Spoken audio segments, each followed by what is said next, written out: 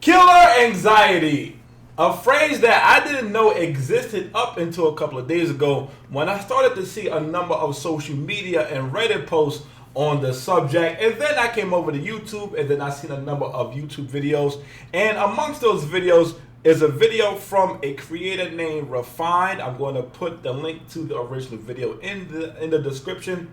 But anyway, this video is going to be a reaction to his video. So make sure you guys hang out with me. I'm going to be giving my commentary throughout. As someone who plays primarily Killer on my channel, I do play some Survivor, but for the most part, I play Killer. So I want to hear what he has to say. And for transparency, I've seen a couple of reactions to this video, and I wanted to give my own take. So let's go. Sound relatable? Then this video. So have you ever loaded up Dead by Daylight to play some Killer only to get stuck in the menu thinking, what the fuck am I doing? Sound relatable? Then this video's for you, especially during these recent times. Gamers, I am back again to talk about one of the biggest issues with Dead by Daylight as of right now, and I want it to be crystal clear that this video is indeed for Killer players and maybe even perhaps Survivor players who are on the fence about wanting to play Killer. I strongly believe that not every single Survivor in this game is out to cause killers an actual bad time. I myself play around 60%. I agree with that. I know a number of survivors who was great, but I also played against a number of survivors who just want to be assholes and bully the killer. So that happens. That comes with the territory for sure. Killer and 40% Survivor, with 3,500 hours on my P100 Vecna. Although I play both sides, I have actively taken an interest in speaking up for one side that is continuously left in the dark and is never given a chance to speak. That is true. Behavior is always surveying and talking to the Survivor mains, but killers don't get no kind of voice. It's almost like behavior forgets, like, hey, you know, without Killer, the game don't fucking run, right? It's almost like you gotta remind them of that sometimes. And yes, that would be the Killer role. I also want to preface this video by saying if you come here telling us to simply log off and go touch grass, I will not be taking anything you say seriously. You know it's coming. You know the kind of comments is coming. And you probably shouldn't take anything I say seriously because we will already disagree with each other. This video is for the Killer players out there who would love to play more DBD but feel like the current state of the game is far too oppressive. For those who genuinely talk themselves out of playing whilst waiting for a game and either go switch over to Survivor or simply quit the game entirely. This is... If I'm being honest with you guys, I really didn't know it was this deep. I guess I'm privileged, but I really did not know it was this fucking deep. In my opinion, if you're playing something and it gives you actual anxiety, I would suggest to turn the game off. Right? It's not worth it. Right? I just don't think it's worth the actual fucking anxiety. Just if you're at the menu and you're like, I don't know if I can handle this, it's not the game for you, in my opinion. I won't be playing this shit. I know.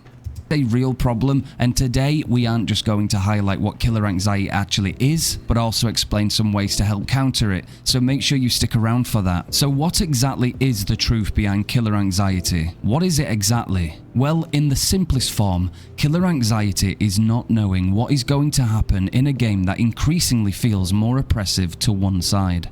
I've felt that. I personally have felt that. I've definitely have felt that, especially when you're doing the best that you can and them generators is popping.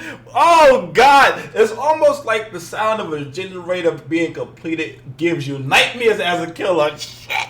It's knowing that what you are about to commit to is overwhelmingly stressful, and there are genuine ways you will be pushed, perhaps even bullied or degraded based on your performance. Yes, of course I'm speaking about the killer role in Dead by Daylight. Just like real anxiety in life, it stops you from doing the things you would love to do, and many people don't even try to understand it, which I say, you should. If you are someone who looks at people who suffer with anxiety and you laugh or you say, grow up, you are very, very privileged to not. And you're also an asshole. I don't condone anybody mocking anybody's anxiety. For everybody who suffer from anxiety in whatever form it may take, you have my love and support.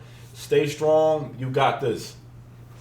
have a single clue how bad and degrading real anxiety can be. So how does this relate to killer anxiety in a video game? Well, the obvious first. If there is anyone who already suffers with anxiety, it will be multiplied due to the reasons we will discuss today when it comes to touching the killer role. It relates because you have no idea what you are going up against, and there is a sense of expectation to do well, knowing you can be bullied, having the fear of people laughing at you, or being posted all over online for your mistakes. It's also knowing that you are alone.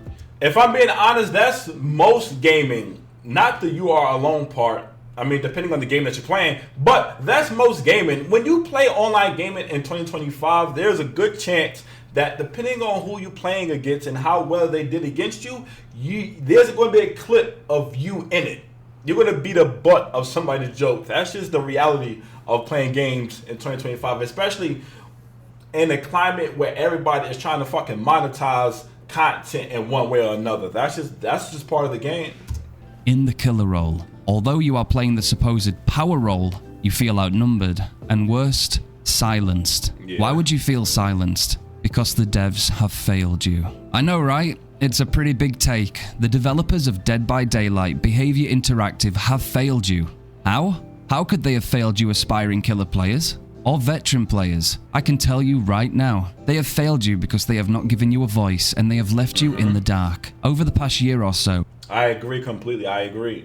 Behavior have released many surveys asking players for genuine feedback so they can curate ideas in the right direction and sort specific pain points out. And I ain't never seen not one of those surveys as the killer's pain points. Never. And I've been playing this since 2020. Never.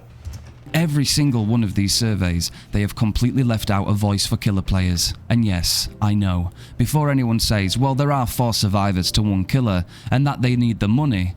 Yes, they do, but without the 1 killer, the game doesn't work. And if they ever did add killer bots to the game, that would put the game on life support if it isn't already with the amount of bugs. It is integral to make sure killer players' voices are heard just as loud and clear as survivors. I agree wholeheartedly.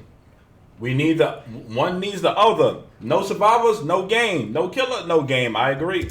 For inclusion, respect, and fairness. When this doesn't happen, you create a divide in your community, which, by the way, Behavior, we already have. It's called the us versus them. You are fueling this by listening to one side and ignoring and silencing the other. Facts! Yo, the divide in this game is so fucking insane. When I was coming back into the game, it's almost like gang sets. That's how I look at it. It's like fucking gang sets.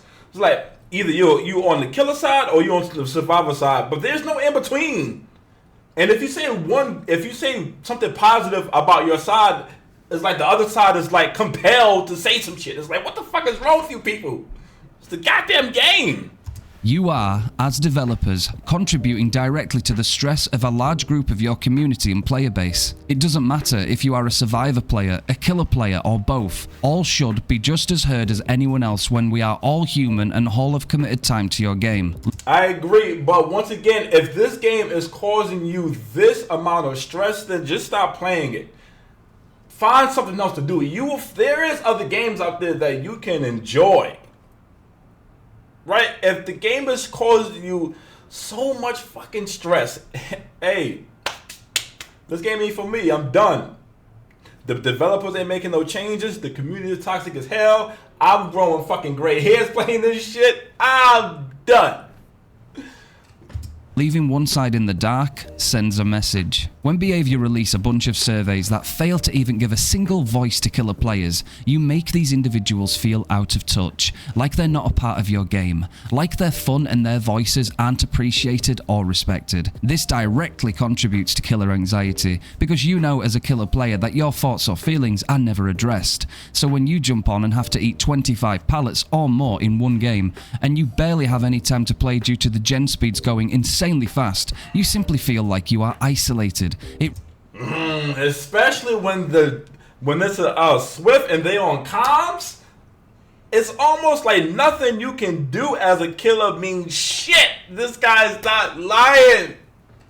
reinforces the fact that you are alone, playing a solo role with all the pressure on your shoulders. It almost sounds like if you are not willing to sweat like your life depends on it, there is no reason to play this role. So what about casual killers? Do they not deserve to play? Do they not have the right? Because what if they don't want to fight tooth and nail just to try and achieve a win or even a 2k at best? It's almost like although the devs silence killers and just expect them to deal with things.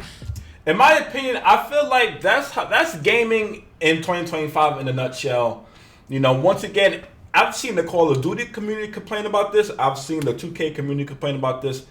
It's almost like every gaming community is complaining about the fact that it feels like every game you have to sweat. And depending on, you do, right? There's a lot of games that have skill-based matchmaking in it, and for those of you who do not know what skill-based matchmaking is, skill-based matchmaking, it pairs you up with people of similar skills to your own, depending on how you perform in these games. So like I said, every game feels like you have to sweat. That's like a common thread, of course, multiple communities, and I'm seeing Dead by Daylight ain't no different.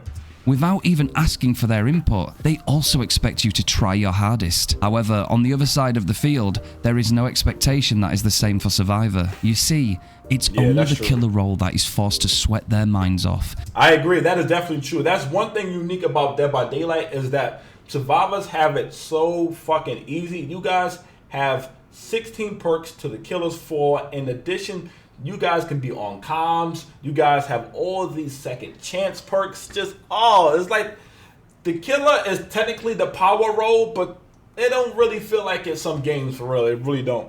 Not like survivors who, when sitting on a generator hitting skill checks, can just switch off for a little bit. When you play as killer, every single second from the match starting to when it ends requires focus and brain power. You never switch off playing this role. It is by nature more taxing on the mental than Survivor. So what happens when you deprive the players who choose this role of a voice or a way to give feedback on how they feel? It adds to killer anxiety. It adds to stress, and it creates more frustration. Why? Because right now the killer experience is abysmal. What do I mean by this? Well, 90% of the killer roster is hurt severely because of the pallet density update. The thought of loading into a game to simply eat pallet after pallet after pallet whilst you just listen to gens pop left, right and center. Exhilarating. Amazing behavior. It's such a fun time. And if you do terrible, there is always the chance you are reminded of it in the endgame chat, usually in the form of some nice gamer words or even... I mean, luckily for me, I play on PlayStation, so I don't really have to deal with that, but oof. Even if you somehow manage to capitalize on Survivor mistakes and you manage to pull a win or a close tie, you might very well still be insulted in the endgame chat, usually consisting of survivors telling you to uninstall your life and get a rope, which... I mean, that's every gaming community. That's every online gaming community. It's been that way since online gaming, for real. It's always been that way. Like I said, the 2K community was like that. The Call of Duty community is like that. Every online gaming community, competitive wise, I've been a part of has had that kind of stuff go on in it. So that's not unique to DBD. Not saying that it's justified or it's okay, but when you play these games online against people, that's what comes with it. Let's be honest, it's not something you should have to deal with when all you want to do is play the game, just like anyone else. I agree. You should have that right. The killer role right now is oppressive. It requires everything from you and is extremely punishing if you even make 1 or 2 mistakes. Facts. You are expected to adapt to all changes. New perks, less than 5-second slugs turning into survivors getting up and pallet stunning you.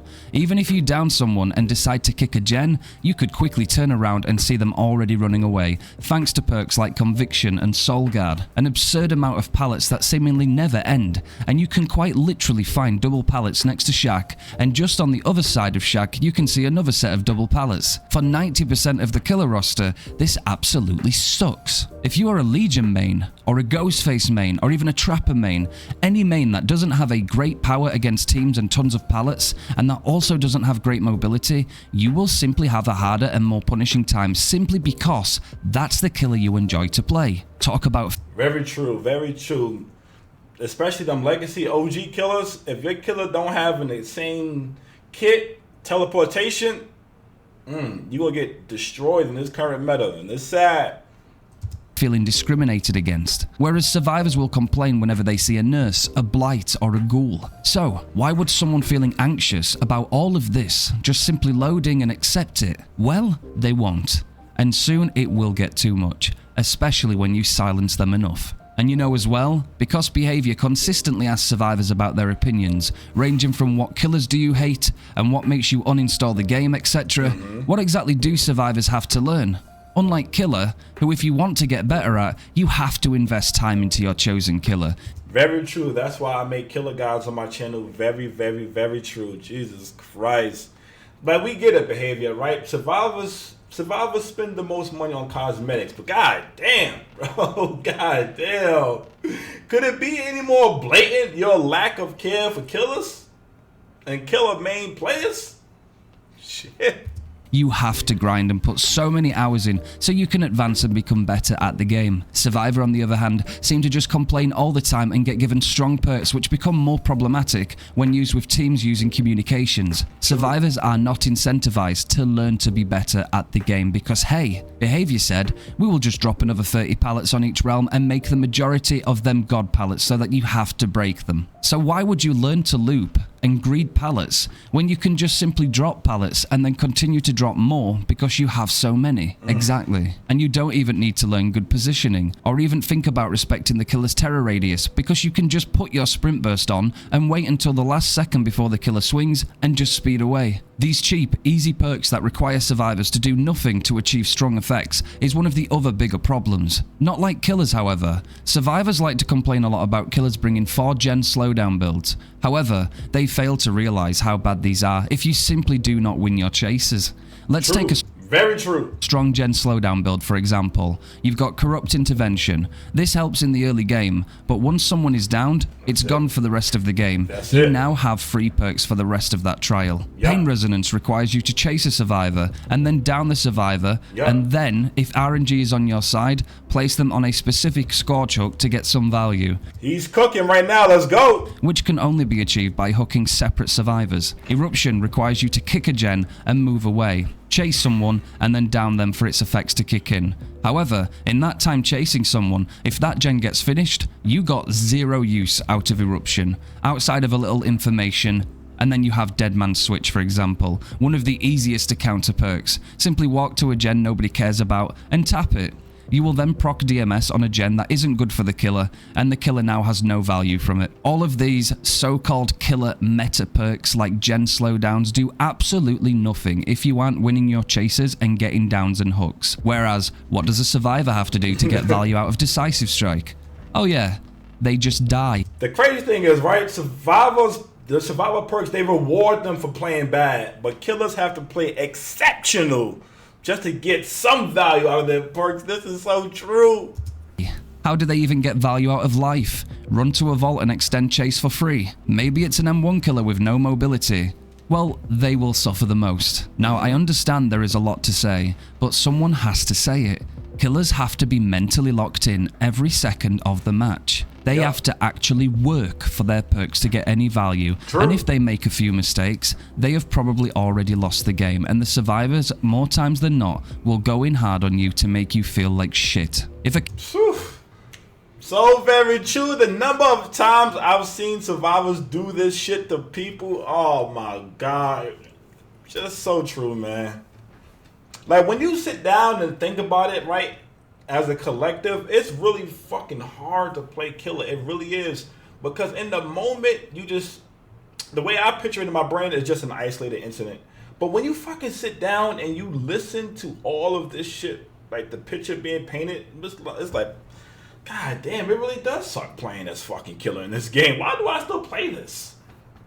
Killer brings 4 slowdowns, under the assumption this is the best chance they have to win, and they chase survivors who simply drop every single pallet, and no matter what you do, the complete saturation of pallets is just overkill against most players, and you won't be able to catch them fast enough to get those downs and hooks to actually get any value out of your build, and the gens will simply fly. This means you are basically playing perkless. Every single time a killer hears a gem pop, it can be frustrating. Of course it can, because every gem pop notification can mean one step closer to survivors getting cocky and rubbing things in to make your day feel even worse, which then makes you stress and then can negatively impact your concentration. Do you see? That is so fucking true. Oh my God, this is so true. This is so true. All of it has been fact so far. Let's go, man. By this far into the video, why such things as killer anxiety can exist and do exist. You already feel alone. Playing the solo role, you're not asked how you feel or what upsets you in this game by the developers. You are not even included at all. You have pallets after pallets to go through before anything happens, and that's not even accounting for second chance perks, add-ons, and more from the survivors. So you sit there on the menu, wanting to play because you like killer, but worried about what the whole experience could be. And I would maybe suggest try to push yourself in and give it a go. But the problem is, this isn't just regular anxiety, this is killer anxiety, and it is reinforced because you already know the game is stacked against you. Very true. Very, very, very true. Oh my Jesus Christ, man. Like I said, behavior, it's going to get to a point where the majority of the killer base is going to just drop the game. You know, me personally, I get on, I play like 1 or 2 matches for a video, and then I get off. I don't play long. This is not the kind of game that I enjoy playing for long periods of time. I have a lot of fun in my videos, if you guys have ever seen any of my videos, but this is a game that I can only enjoy in short bursts. I can't play for too long because of the things that he's outlined in this video. You already know there is a big chance of being insulted for simply trying to play and have fun, and this just is not fair. And it is a blatant failure by the devs themselves. As paying customers and people who invest time into your game, killer players deserve the same level of fairness as everybody else. We should not be pushing out survey after survey, asking survivor players how they feel, why they uninstall the game, and what frustrates them, without also including the same for killers. I'm gonna let you guys finish watching this on your own. I don't want my video to be too long, but everything he said, I agree with, man. I agree with completely, you know. But in closing, if playing this game gives you that level of anxiety, just turn it off. It's not worth it. It's not worth your mental health. It's not worth ruining your day just because you enjoy this game. Find something else to play, and if you do persist and insist on playing this game, then just know what you're getting yourself into, because the deck is stacked against you as a killer player. But anyway, let me know what you guys think down in my comments, and of course hit that subscribe button. I'm out of here.